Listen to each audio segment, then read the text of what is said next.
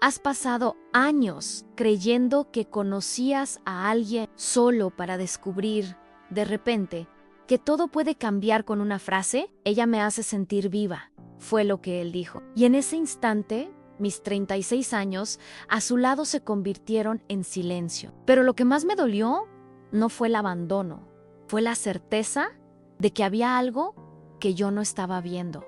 ¿Has sentido eso? Esa intuición incómoda de que hay algo oculto tras una sonrisa bonita. Esta historia no es solo sobre traición, es sobre despertar. Sabra, darte cuenta de que a veces quien parece frágil es quien más fuerza lleva dentro.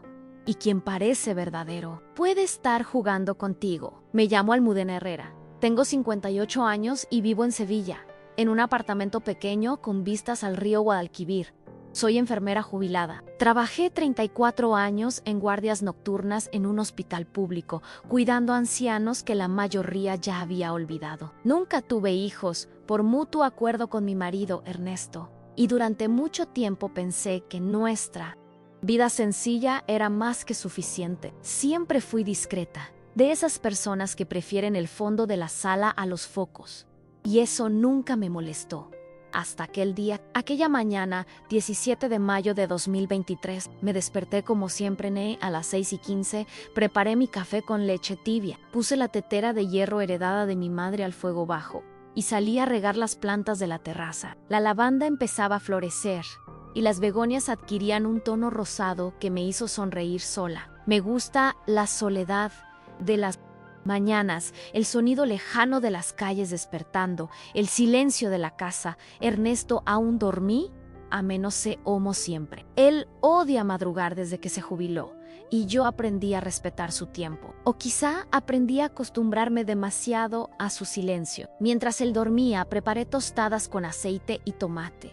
Un costumbre nuestra de los domingos, aunque fuera miércoles. No sé explicar por qué, pero ese día sentí ganas de hacerlo todo con más cuidado. Me puse una blusa azul que él solía elogiar y dejé una flor del jardín sobre su plato. Cuando oí la puerta del baño abrirse, sentí un nudo extraño en el estómago. No era miedo ni tristeza, era un presentimiento ahogado, como si supiera que algo iba a suceder y no quisiera aceptarlo. Ernesto se sentó a la mesa sin siquiera mirar la flor. Dijo un buenos días mecánico, bebió el zumo de naranja en silencio y miró el móvil con más atención de la que llevaba meses prestándome a mí. Eso venía pasando hacía tiempo, pero en ese momento me pareció más claro. Cuando pasas 36 años con alguien, aprendes a identificar los cambios por lo que no se dice. El silencio entre nosotros, que antes era cómodo, ahora pesaba. Estaba más ausente que nunca, aunque estuviera ahí, a menos de 2 metros de mí. Mientras fregaba los platos, él dijo: Almudena, necesito hablar contigo. No apartó la vista del móvil. Me quedé de pie, con la mano mojada dentro del fregadero. Continuó en mí, enamorado de otra persona. Sentí como si me hubieran arrancado el suelo debajo de los pies. A lo único que pude decir fue: ¿cómo dices? En un susurro casi infantil. Se llama Nayara. Tiene 21 años, Ella me hace sentir vivo de nuevo. Fue como recibir una bofetada sin oportunidad de defenderme. Solo respiré hondo y me senté. Antes de que mis piernas flaquearan, parecía ensayado, como si hubiera repetido esas palabras en su cabeza durante días. No pidió perdón, no vaciló. Simplemente dijo que se iba, que ya tenía un sitio donde quedarse y que necesitaba vivir algo nuevo antes de que fuera tarde. No lloré en ese momento. Creo que el cuerpo entra en modo emergencia. Te quedas congelada por dentro como anestesiada. Sentí más vergüenza que rabia, como si el fallo fuera mío por no ser nueva suficiente, por no provocar ya entusiasmo en quien me había acompañado más de 3 décadas. Él fue al dormitorio y empezó a hacer la maleta. Yo seguía sentada en la cocina, intentando recordar si aquello era real. Oí la cremallera cerrar, la puerta del armario, crujir, todo, como si cada sonido fuera un martillazo. Tras unos 20 minutos, salió con la maleta en la mano. Se detuvo en la puerta. Espero que lo entiendas. No es tu culpa, pero lo necesito. Y se marchó, sin abrazo, sin despedida, sin respetar ningún recuerdo. Me quedé mirando la flor que dejé en su plato, aún intacta. Fue la primera vez que lloré ese día. A la hora de comer, no pude comer. Llamé a mi hermana, pero colgué antes de que atendiera. No quería hablar, ni oír consejos, ni justificar lo sucedido. Solo quería entender quién era esa Nayara, de dónde había salido, que buscaba una chica de 21 años con un hombre de 60, calvo, metódico y lleno de manías como Ernesto. Tu mente se convierte en un laberinto en esos momentos. Cada recuerdo se mezcla con una pregunta y lo peor de todo es que yo todavía lo amaba. Incluso en ese estado miserable, pensaba, ¿volverá? Pasé la tarde entera sentada en el sillón de la sala, el mismo donde él solía echarse después de comer. El lugar aún tenía la hendidura de su cuerpo, como si su ausencia fuera física, como si él aún estuviera allí. Miré la alfombra, la taza de café olvidada en la estantería, las gafas de lectura que dejaba torcidas sobre cualquier superficie. La casa parecía igual, pero ya no era mía. Era un escenario desmontado, y lo peor, no sabía por dónde empezar a arreglarlo. Cuando el sol empezó a ponerse, me levanté despacio y fui al dormitorio. La cama estaba deshecha solo de un lado, el armario medio, abierto, con las puertas torcidas y huecos inesperados entre las perchas. Vi que había dejado un abrigo viejo colgado, ese azul marino con olor a loción. Instintivamente metí la mano en el bolsillo, quizá esperando encontrar un pañuelo usado, una nota olvidada, cualquier cosa que me dijera que aquello era solo un malentendido. Y fue entonces cuando encontré el papel doblado. Era un papel pequeño, doblado en 4. La letra era de Ernesto. Reconocí al instante su R con una pata más larga. El mensaje era breve en la contraseña. Es el nombre de la ciudad donde todo comenzó y nada más. Aquello me confundió más de lo que ayudó. ¿Contraseña de qué? ¿Qué ciudad? Él siempre fue reservado con ciertas cosas, pero nunca tan enigmático. Entonces, recordé la caja fuerte antigua que guardaba en el fondo del armario, un modelo viejo con dial giratorio. Yo nunca supe la contraseña, nunca necesité saberla. Fui allí, la caja fuerte estaba polvorienta, pero intacta. Probé Madrid, donde nos conocimos, a nada. Probé Sevilla, donde vivíamos a tan poco, hasta que me vino a la mente un lugar que él mencionaba siempre, con un brillo en los ojos a Granada. Fue donde pasó su infancia y donde sus padres se conocieron. Giré el dial con manos temblorosas. Hoy en clic seco y la caja fuerte se abrió. Dentro había una carpeta azul y un sobre marrón con mi nombre escrito a mano. Sentí mi corazón acelerarse. Aquello no era solo amor. Eran secretos. Abrí primero la carpeta. Dentro había varios papeles y comprobantes de transferencias bancarias, extractos recientes de una cuenta que yo desconocía y un contrato de alquiler de un apartamento a nombre de Nayara, fechado hace 2 meses. Es decir, él ya lo había planeado todo. No era una aventura reciente, formaba parte de su vida desde mucho antes de lo que imaginaba. Pero lo más impactante no fue eso, fue ver que había depósitos mensuales procedentes de una única fuente, una empresa fantasma registrada en Lisboa a nombre de una tal L. Navas. Yo no conocía ese nombre, pero junto al contrato encontré una copia de un DNI claramente y falso. La foto era de Nayara, pero el nombre era otro a Lucía Navarro. Ella usaba una identidad falsa. Se me revolvió el estómago. Empecé a juntar los papeles con prisa, como si montara un puzzle que explicara todo. Nayara no era solo una joven que apareció de la nada. Estaba encubriendo algo, Oni, y Ernesto lo sabía. O peor, aún quizás estaba implicado. Cogí el sobre con mi nombre y lo abrí con cuidado. Había una carta escrita a mano. La letra era de Ernesto, pero el tono distinto. Era una carta larga, confusa, casi un desahogo. Decía que ya no sabía quién era, que estaba cansado de vivir una vida tibia, que quería una explosión antes del final, que Nayara lo hacía sentir especial, pero que también lo asustaba. Ella sabe más de lo que debería, escribió, y concluyó con algo que me dejó en shock en sí. ¿Algún día me pasa algo? No confíes en nadie. Ve directo a la caja fuerte y perdóname. Quedé paralizada, con la carta en las manos, los ojos llenos de lágrimas y una pregunta martilleándome. ¿En qué se habría metido exactamente? Aquello no era solo sobre un hombre que se enamoró de una chica joven. Era algo mayo, era más sucio, a más peligroso. Yo, que siempre viví una vida tranquila, de guardias y té de manzanilla, ahora estaba en medio de una trama que no tenía sentido. Nayara o Lucía o como se llamara menos N, o era solo una interesada. Era parte de algo que aún no comprendía. Dormir esa noche, pero no pude. Me quedé en la cama mirando el techo, esperando que alguna respuesta apareciera allí. La mente daba vueltas. Cada vez que cerraba los ojos, veía el rostro de Ernesto repitiendo que Nayara lo hacía sentir vivo. Y ahora, con la caja fuerte abierta y la carta en mis manos, era imposible no sentir que algo mucho mayo se ocultaba tras esa historia. Sentí miedo, sí, pero también un fuego extraño dentro de mí, mezcla de decepción y urgencia. A la mañana siguiente, bien temprano, fui a la biblioteca del barrio. Usé uno de los ordenadores públicos para buscar el nombre de la empresa que aparecía en los extractos. A nada, ningún resultado oficial, era como si no existiera. Probé Lucía Navarro en redes sociales, noticias, cualquier cosa. Apareció entonces un artículo antiguo, de hace 3 años.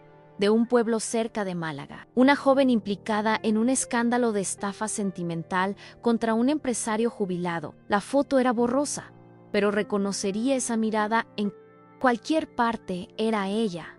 Un escalofrío me recorrió. El artículo decía que desapareció antes de ser detenida y que nadie supo más de ella. Entonces comprendí en Ernesto podría estar siendo víctima de algo mucho más grave.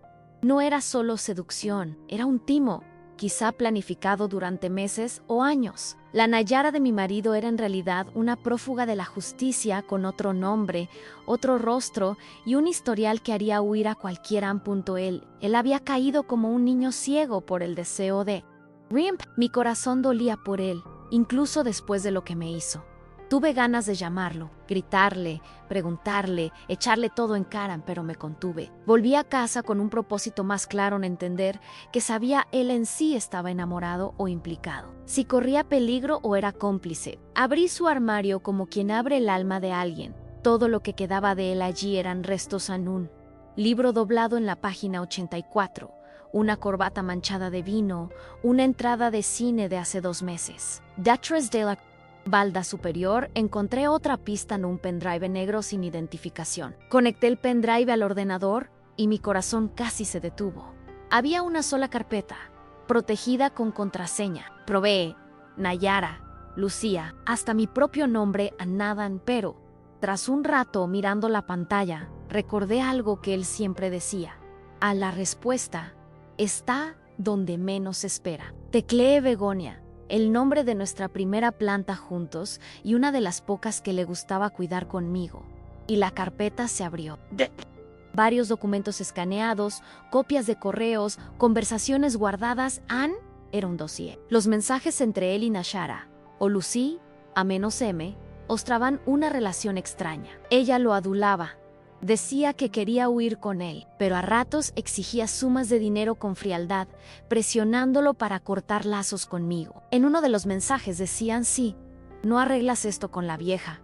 Olvídate de lo que te prometían. Aquello me atravesó como un puñal. Él no se fue por amor, se fue por chantaje, por algo que aún no sabía exactamente qué era, pero que olía a manipulación pura. Cerré el ordenador y me cubrí el rostro con las manos. Fue como envejecer 10 años en 2 días. El dolor de ser cambiada por alguien tan joven seguía vivo, pero ahora se mezclaba con una sensación de alerta. Sabía que si me quedaba parada, ella lo hundiría.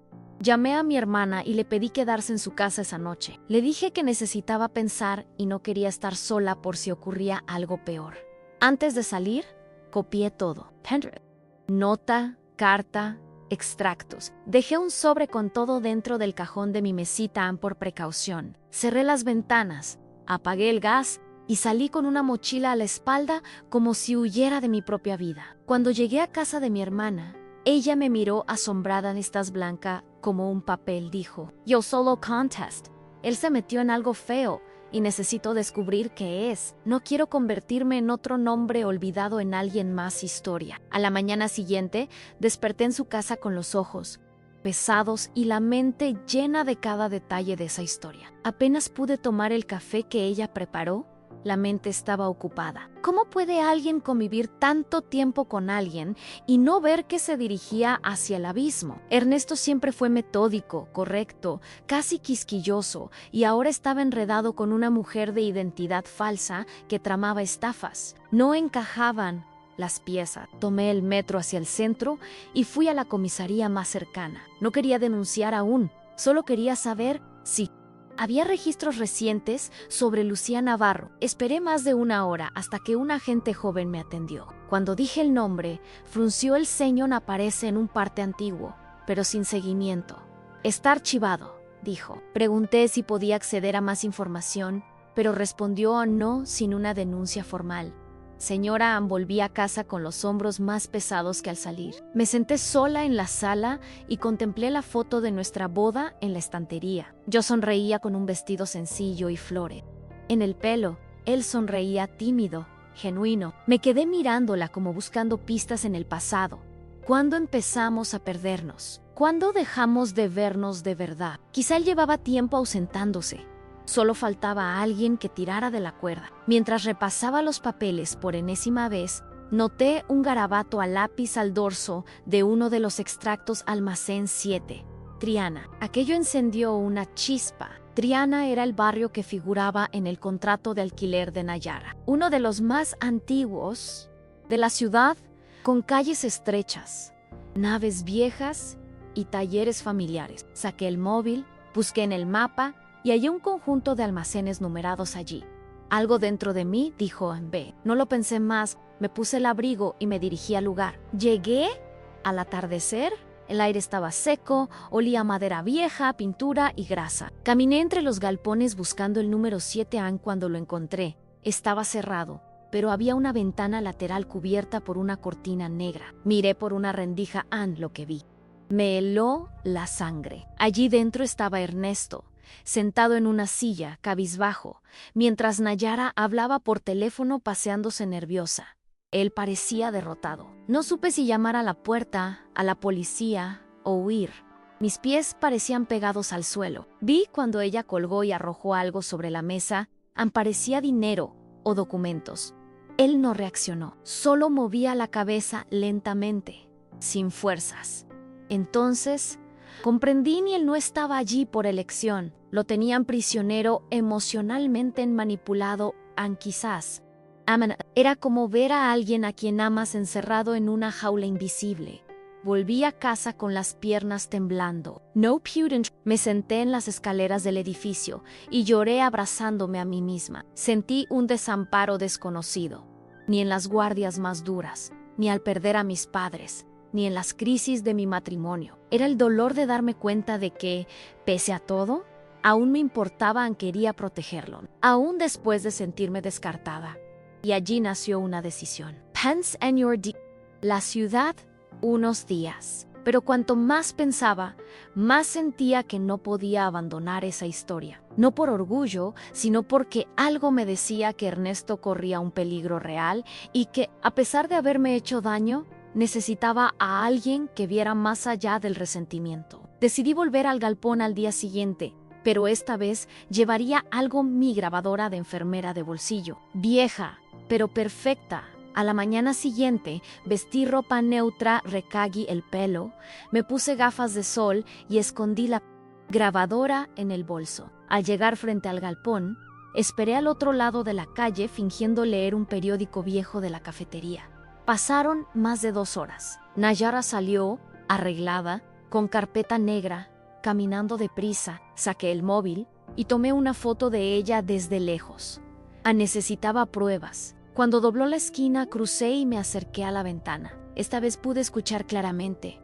Él hablaba por teléfono con voz baja, tensa. Decía: ya hice la transferencia. Dijo que es la última vez. No puedo seguir mintiendo, Almudena. Aquello me atravesó. Él aún pensaba en mí sin saber que yo lo sabía. Escuché algo definitivo. A Lucía dijo que, si no ayudo con este nuevo depósito, me va a exponer. Que sabe cosas que ni yo llego a imaginar. Su voz tembló. y allí supe era chantaje puro. Regresé a casa con el corazón desbocado. Encendí el ordenador y escribí todo en horarios, diálogos, lugares, nombres. Guardé copias en varios sitios. Envié una a mi hermana con la instrucción «Ansí me pasa algo. Esto vaya a la policía». Ella quedó en shock. Claro, quiso disuadirme, pero ya estaba comprometida. Y más aún, deseosa de ir hasta el final. No por venganza, sino porque, tras 36 años junto a alguien, no das la espalda cuando esa persona se ahoga, incluso si ella te empujó primero. Esa noche recibí un mensaje de un número desconocido, sin texto, en solo una foto. Era yo, sentada en las escaleras del edificio 2 días antes. ¿Alguien me estaba vigilando, Nayara? ¿Un cómplice? No lo sé. Poirot. Sentí miedo real por primera vez. Cerré puertas y ventanas. Apagué las luces y dormí en el sofá con el móvil en mano. No pegué ojo a cada ruido del edificio, me parecía amenaza. Esa foto decían, sé que estás observando al día siguiente. No fui al galpón. Fui al banco. Llevé extractos, documentos, la foto de Nayara. Pedí ver al gerente. Le conté que el titular de la cuenta podría estar siendo coaccionado. Se mostró alerta al ver las sumas, transferencias altas al extranjero. DOQ Low. Investigarían y contactarían con el departamento jurídico. Sabía que tardarían. Pero era una semilla plantada. Ernesto aún no lo veía, pero algo comenzaba a moverse. Aquella noche quise llamarlo. Pero, ¿cómo decir sé que te están chantajeando sin parecer loca? Terminé escribiendo una carta breve y dejándola en la portería del edificio donde vivía con Nayara. No la firmé, solo escribí en sí, estás en peligro. Lo sé, tengo todo guardado. Solo dime sí o no. Al final dibujé una begonia, nuestro. Símbolo silencioso a no, hacían falta más palabras. Al otro día, descargué el correo y hallé un sobre sin remitente en mi buzón. Dentro, un trozo de servilleta con la misma begonia dibujada, frágil pero inconfundible. Era un sí a un pedido mudo de auxilio. Una ola de calor subió por mi pecho. Él me escuchaba, lo sabía, y ahora sabíamos quién era la verdadera amenaza, y que, a pesar de todo, aún había algo entre nosotros. Después de esa servilleta, todo cambió. Empecé a andar con más cuidado, a mirar a ambos lados, a vigilar si alguien me seguía. Nunca fui paranoica, pero cada sombra parecía una amenaza. Empecé a grabar todo en el móvil, cada detalle, cada movimiento extraño, cada sospecha. Ya no confiaba en nadie, más que en mi hermana, ni siquiera en las vecinas. Medía mis palabras. Sentía que Ernesto y yo estábamos rodeados, y que un paso en falso podía derrumbarlo todo. 2 días después, recibí otro billete en el buzón encuentro en domingo en 16 horas en parque. María Luisa, cerca del banco. Azul. Reconocí de nuevo su letra, fui. Llegué 15 minutos antes y me senté frente al estanque, viendo a niños correr, parejas tomándose fotos, turistas abanicarse. Cuando él apareció, sentí un nudo en la garganta. Estaba más delgado, llevaba gorra y su rostro estaba pálido. Se sentó a mi lado sin mirarme. Permanecimos en silencio un buen rato. Él rompió el silencio. Ya sabe que descubrí más cosas, pero ahora me presiona con amenazas. Su voz era ronca, casi un susurro. Dice que sí cuento algo. Me dirá que fui cómplice, que lo supe desde el inicio. Le pregunté si era cierto. Asintió despacio. No, al principio fue solo pasión. Después, chantaje, y ahora, no sé dónde estoy. Quise abrazarlo, pero no lo hice. El dolor seguía presente. En cambio, le entregué un pendrive con todo lo que había reunido. Él lo tomó con manos temblorosas. Me miró con los ojos enrojecidos y dijo, deberías odiarme. Sin pensarlo, respondí, y tú deberías haberme protegido. Silencio de nuevo. Una señora pasó ofreciendo agua. Él compró una botella y yo bebí un sorbo. En ese gesto banal comprendí que aún había algo entre nosotros que ningún engaño lograría borrar a nuestra historia. 36 años. 36 inviernos, primaveras, cumpleaños, resfriados, cenas, peleas, silencios. Todo pesa, todo grita. Y en aquel banco azul, la memoria habló más fuerte que el rencor. Antes de irnos me dio un papel doblado, Ann, era una dirección. Dijo que era donde Nayara iba los sábados por la noche, sola. No sé qué hace ahí, pero siempre vuelve diferente en Tensa. Ahí quizá encuentres respuestas. Asentí. Nos despedimos con un gesto contenido, como dos cómplices que ya no saben si son víctimas o sobrevivientes. Salí del parque con la dirección ardiendo en la palma. Se trataba de un barrio industrial donde nunca había estado. Esperé hasta el sábado. Fui en taxi, gorra, máscara y gafas de sol. Llegué a las 19 horas y me oculté tras una caseta abandonada. El lugar era un galpón sin rótulos ni ventanas. Visibles a las 8:15 de la noche, llegó Nayara, vestida de fiesta, tacones altos, maquillaje recargado. Entró saludando a alguien en la puerta. Estuve casi 2 horas ahí. Gente entraba y salí a menos de 8 caros. Hombres de traje. ¿Qué era eso? ¿Un bar? ¿Un casino ilegal? ¿Un club? No pude ver más, pero tomé muchas fotos. Volví a casa con la certeza de que Ernesto se había involucrado en algo mayo ere. Un esquema, una red. No era amor, era reclutamiento. Y él solo era un eslabón débil de una cadena podrida. Dormí mal esa noche y el domingo recibí la llamada que más temía a la policía. Me dijeron que mi número estaba vinculado a una denuncia anónima de blanqueo de capitales y fraude documental, que tenía que comparecer para aclararlo. En ese instante supe Ann. Ella sabía que yo sabía. Fui a la comisaría el lunes por la mañana. Llevé todo conmigo, documentos, pendrive, fotos, notas. Esperé casi 1 hora hasta que me llamó un agente de semblante duro. Cuenta todo. Desde el principio. Por primera vez tuve que narrar en voz alta cada detalle. Hablé del abandono, de la nota en el abrigo, de la caja fuerte, del galpón. Mientras hablaba, ella iba tomando notas y me miraba por encima de las gafas. Al terminar el relato hubo un silencio. Luego salió y regresó con un policía más experimentado. Dijo que el nombre de Nayara, o Lucy, a menos se constaba en un proceso antiguo de estafa, y que había sospechas de que reclutaba ancianos para lavar dinero ilícito, pero nunca lo pudimos probar. Desapareció antes. Al mostrarle la foto del galpón y los registros de transferencias, vi cómo se intercambiaron miradas. Comprendí aquello era más grande de lo que pensé. Salí de la comisaría aliviada y asustada. Alivio por saber que mi denuncia podría ayudar. Miedo de que, ahora que ella supiera que acudía a la policía, pudiera reaccionar.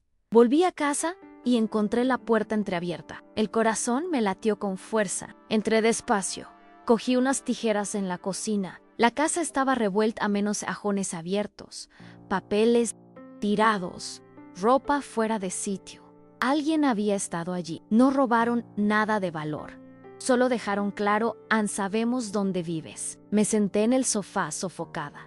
Y lloré. Llamé a Ernesto. Necesitaba saber si él también había sido amenazado. Atendió en susurros. Ann dijo que Nayara había desaparecido la noche anterior, que salió diciendo que debía resolver algo y no volvió. Parecía angustiado.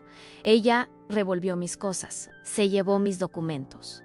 Almudena, creo que va a huir. Le pedí que se encerrara, cambiara contraseñas y no atendiera a nadie. Y le informe: la policía ya sabe, van tras ella. Él guardó silencio. Creo que por primera vez entendió la magnitud del pozo en que estaba. A la mañana siguiente llamaron a mi puerta. Era la policía con una orden para investigar el galpón. Fui llamada a declarar de nuevo y entregar todo. Pasé horas en la comisaría, repitiendo y detallando cada hecho. Al salir, Ernesto me esperaba en la acera, demacrado, con la misma ropa de días atrás. Nos miró sin decir nada. Luego abrió los brazos y yo me abracé a él. Lloramos juntos. No fue reconciliación, fue duelo. Por los años perdidos, por la ingenuidad, por el silencio. Los días siguientes descubrimos más. Nayara, o Lucía, era buscada en 3 países. Usaba identidades falsas, seducía ancianos para lavar dinero de terceros. Ernesto era solo otra víctima, pero a diferencia de los demás, él tenía a alguien que no desistió. La policía rastreó parte del dinero. Encerraron el galpón. YL finalmente fue incluida en la lista roja de Interpol. No sabíamos si la capturarían, pero sabíamos que ya no podría actuar con impunidad. Ernesto y yo no volvimos a vivir juntos, pero creamos un lazo nuevo, más sincero, más desnudo. Nos veíamos para conversar, caminar, tomar café, sin etiquetas, sin obligaciones. Yo necesitaba sanar mis heridas. Él debía lidiar con la culpa, pero en cada encuentro había un perdón silencioso. A veces, él traía flores. Otras yo llevaba una tarta. No habló mucho de Nayara, pero sabíamos que, de alguna forma, ella seguía presente, recordándonos lo peligroso de la ilusión. Empecé a escribir lo vivido, primero como terapia, luego como advertencia. Encontré un grupo de mujeres en internet con historias similares. Creamos un foro, compartimos relatos, miedos, aprendizajes. Descubrí que no estaba sola. Y eso, más que cualquier venganza, me sanó. Poder hablar, ser escuchada. Entender que ser abandonada no es el fin, es solo un renacer con un ritmo. Distinto, menos ingenuo.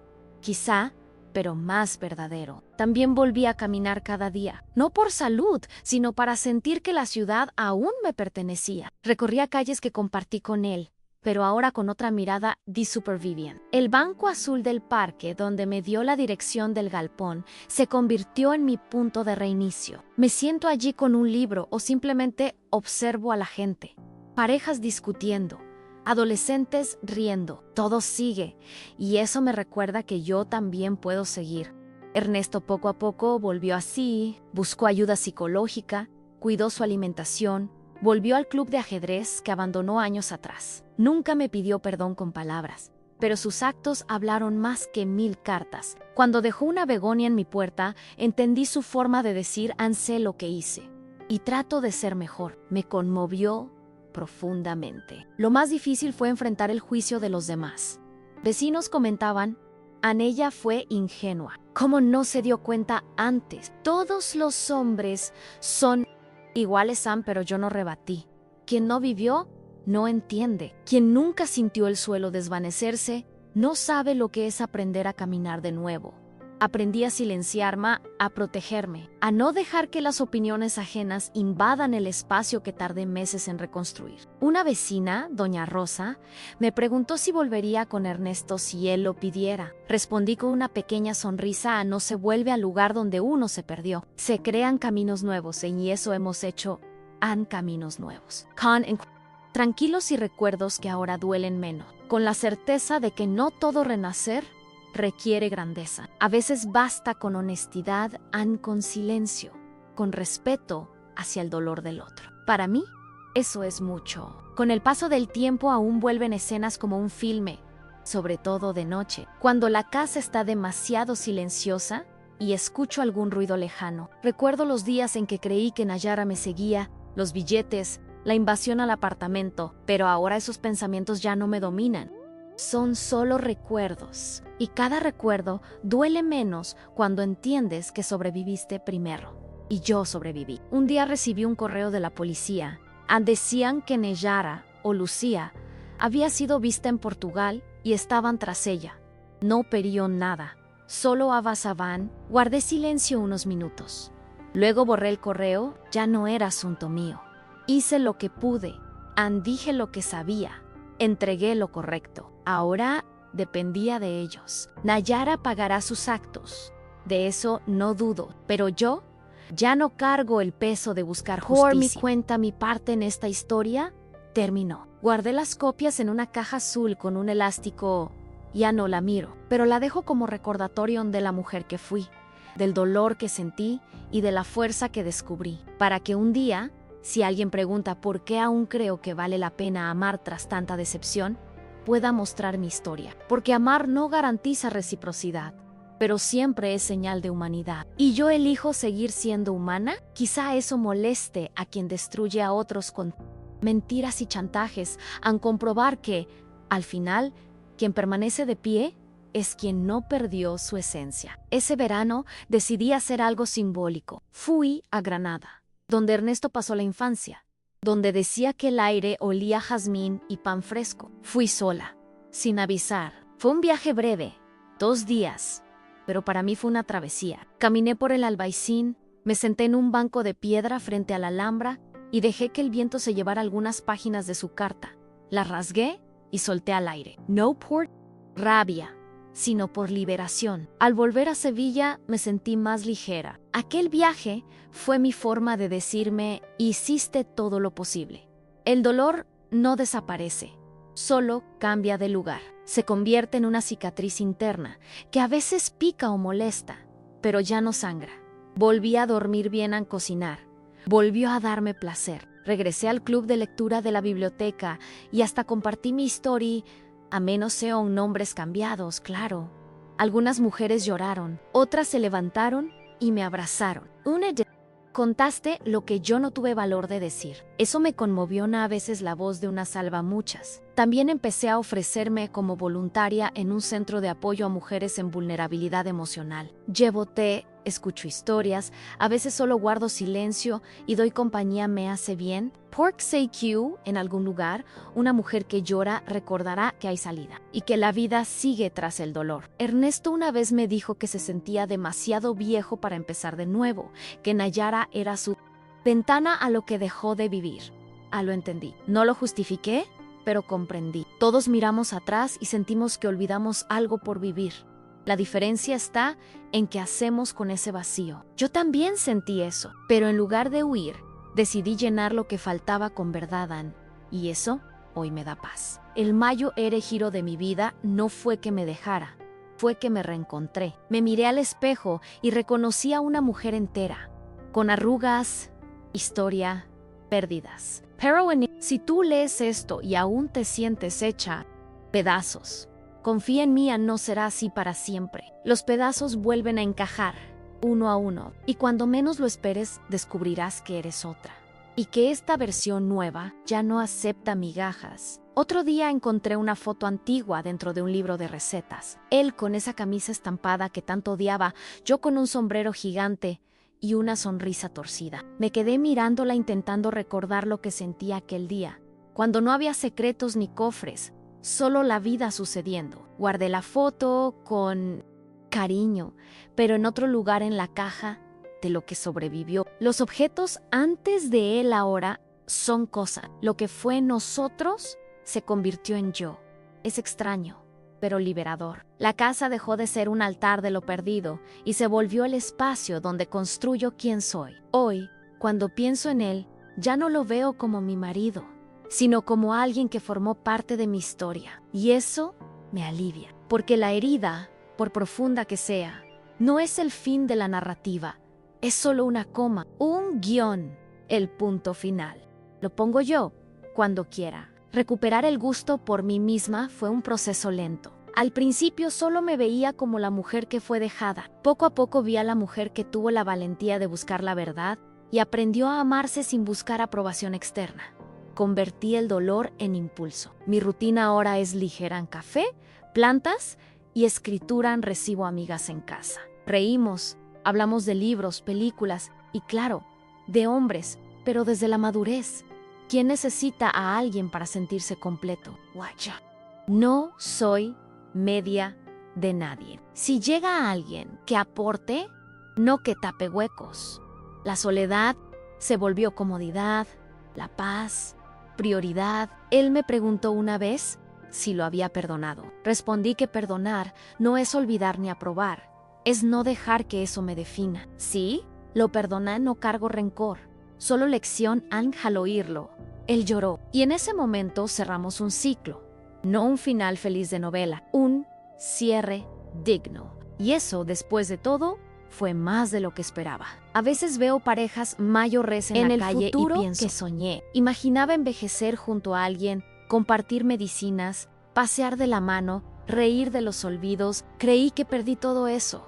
Hoy sé que puedo tener compañía si quiero, pero si no, sigo entera y en paz. La nostalgia a veces aprieta, no por él, sino por la almudena que creía en la eternidad del amor. Pero esa nostalgia pasa. Ahora me reconozco como alguien que atravesó lo imposible y salió más fuerte, lucida, guay, viva. Esa es la prueba: ninguna pérdida supera nuestra capacidad de reconstrucción. Gracias por leer hasta aquí.